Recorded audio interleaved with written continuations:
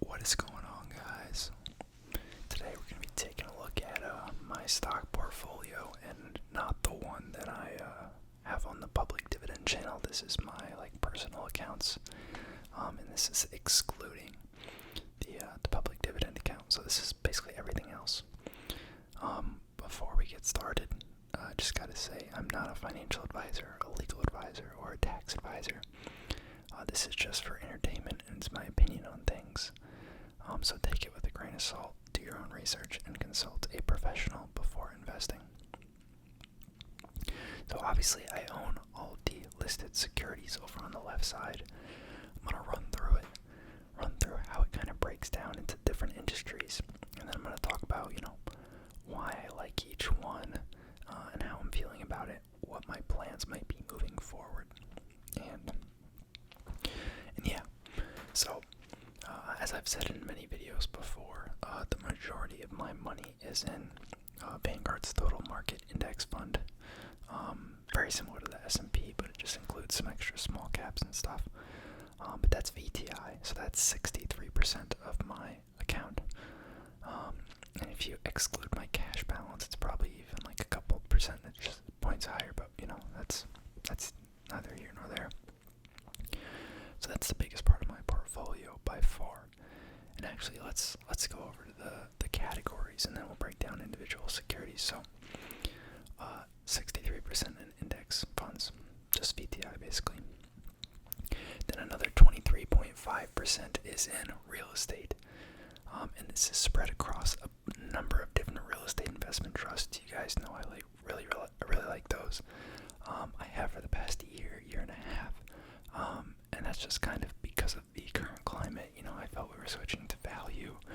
And that kind of values companies that make present cash flows over the growth names that rely on cheap money to grow. And I feel like they're also pretty good hedges against inflation. Just my opinion. But 7.5% of my portfolio is in infrastructure REITs. So that's going to be AMT over on the left, American Tower. I do own them in the public dividend account. They're a cell tower REIT, pretty big presence internationally, and they also just acquired one of my other holdings I owned. I owned both CoreSite Realty and Cyrus One, both of which were data center REITs that got acquired by other companies. And there might have been one more, but I can't remember off the top of my head.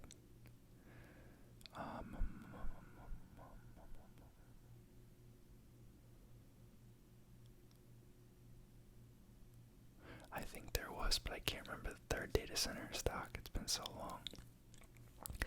But anyways, so that includes AMT, and then it also includes DLR and EQIX.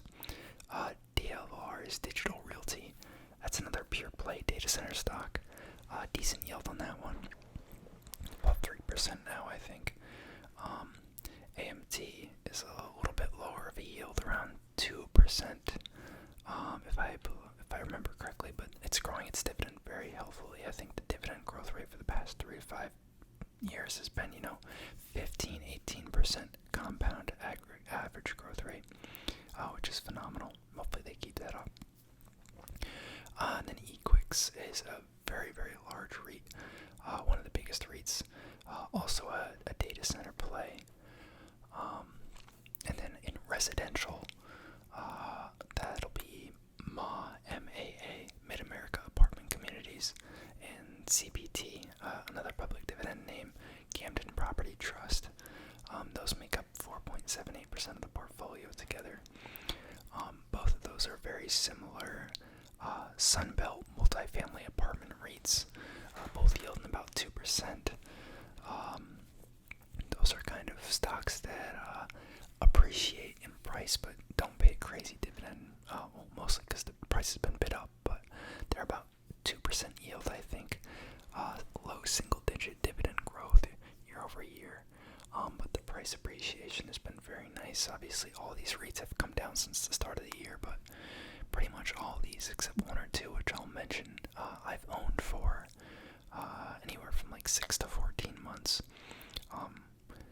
So not terribly affected by the year-to-date performance by many of them.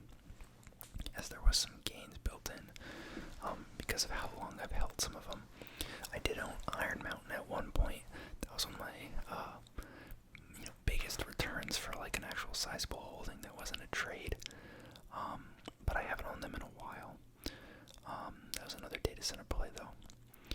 Then we have logistics and industrials, so that's 6.57% of the portfolio. So that's going to be companies like Prologis PLD, Terrenal Realty, TRNO, EGP, East Group Properties. Those three are all commercial properties that focus on like fulfillment services for e-commerce. They run, very high-tech warehouses. PLD's has properties all over the place. They're a freaking massive REIT, almost $100 billion market cap, I think. TRNO is a lot smaller. They're focused in a couple metropolitan areas around the U.S. that I think, are just in a shrinking supply market. We're talking about Boston, New York, New Jersey, Washington, D.C., Seattle, a couple California locations. And then EGP is in the Sun Belt, which, as you guys know, I'm pretty bullish on the Sun Belt, just because of migration patterns. And then IIPR would also be included in that category, and that is a cannabis REIT. We do own that. I do own that in the public dividend account as well, but I have some outside of that. That's pretty speculative. I don't have much of that. It's my smallest holding in the account. And then biotech and pharma, so ARE. I made a video about them not too far back. Alexandria Real Estate. They specifically lease to like pharma, life science, biotech. There's a little bit of tech companies in there, but mostly pharma and biotech.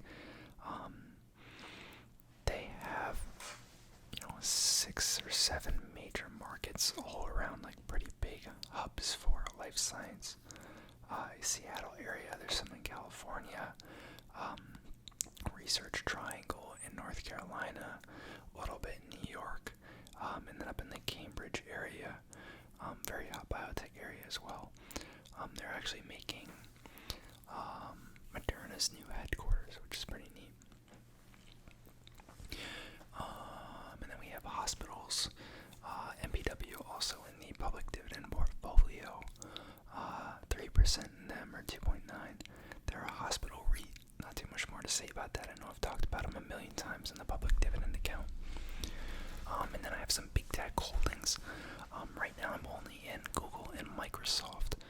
I'm lukewarm on Amazon and Apple. Sorry about that. I'm lukewarm on Amazon and Apple. I don't think too highly of like Netflix, Netflix, Facebook. I think that Facebook is coming down to a pretty attractive valuation, but I just still don't know if it's something that I could bring myself to hold, just because I don't want to have to deal with the headache of that and feel like I have to watch it.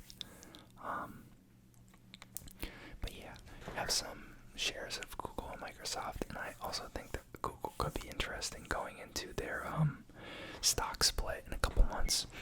I know technically it shouldn't fundamentally change anything about the stock, but twice now in the past year we've seen big tech names do splits, and just for some reason retail investors really like it and they bid them up. We saw that with Apple and we saw that with Tesla. I do own both the Class A and the Class C shares. The reason for that is because there used to be more of a price discrepancy. It's not so much anymore, but for a while the Class A shares were not included in share buybacks, only the Class C shares. But then again, Class A shares have voting rights and Class C shares don't. So there was a while that the A shares would trade at a premium to the C shares because they had voting rights, but then the gap started to close because the C shares were subject to buybacks. But now A shares are also included in buybacks, so you could argue it's kind of pointless that I have both, but I have both. It's just a 50-50 split, so I don't even have to think about it.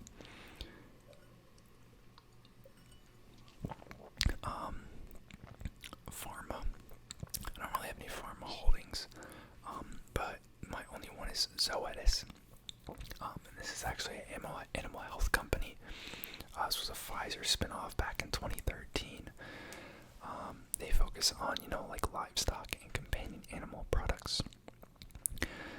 So like swine, cows, chickens, but then they also have a pretty big segment for like dogs and cats, companion animals.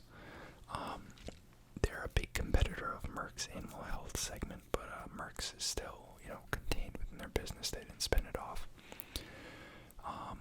Just pretty bullish on that space. They're a very high dividend growth company, even though their yield isn't crazy high right now. And coming out of COVID, I think we're kind of seeing a surge in companion animals like dogs and cats. A lot of people have money to spend. They're at home more, so they got pets. And that's going to be something they need to maintain going forward. Obviously, they're going to still have the pets a year from now, 2 years from now, 3 years from now. Then digital payments makes up about 2.6% of my portfolio. So this is Mastercard and Visa. I own pretty much equal shares of both.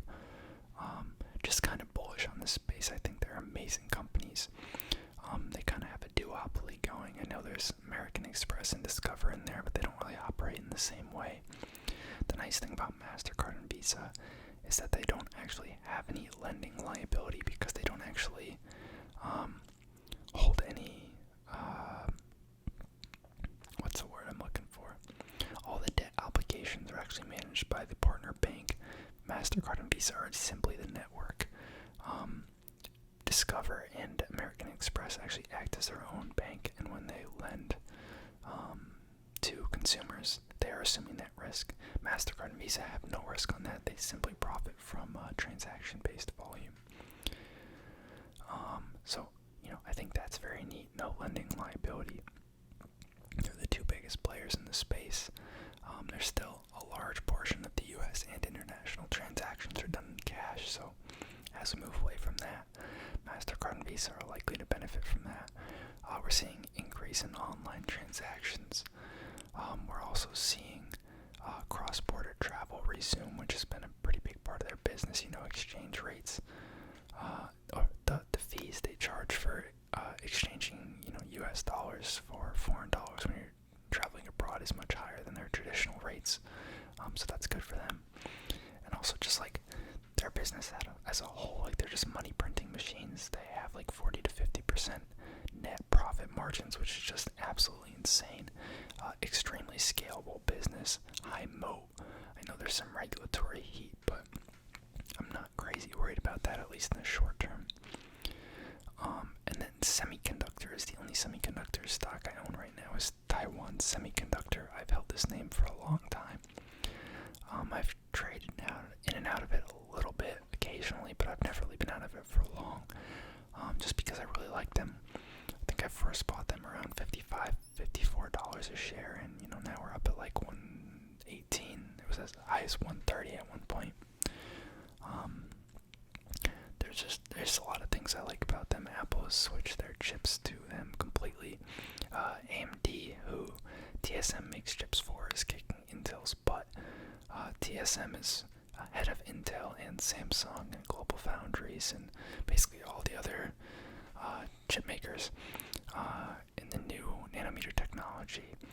I think Samsung is relatively close to TSM, but they're the only main competitor, and I don't think they really sell to too many of TSM's customers as of right now, except maybe Nvidia.